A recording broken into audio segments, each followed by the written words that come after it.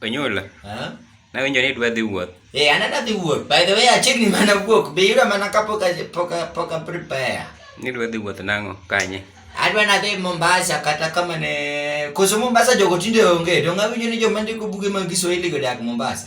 Jomage. Kosti kata Tanzania, joma ndiko buge mag Kiswahili. Wahenga. Wahenga. Moko mewacho ni wahenga walipo nena kena negineno. Wahenga walipo nena kena ng'ong'o usipoviva ufa utajenga ukuta. Tadieri gino timore.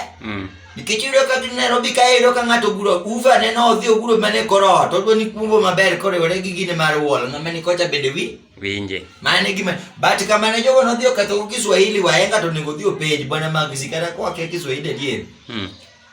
Mage tang'o mane wahenga wacho gi? Nang'o? Nitie misemo kenini mithali ni ande ni mtoto akililela wembe mpe. Mtoto akililia wembe mpe. Mtoto akililia wembe mpe. Ni nyathi mathini ka ywak ni dwaro wembe timiye.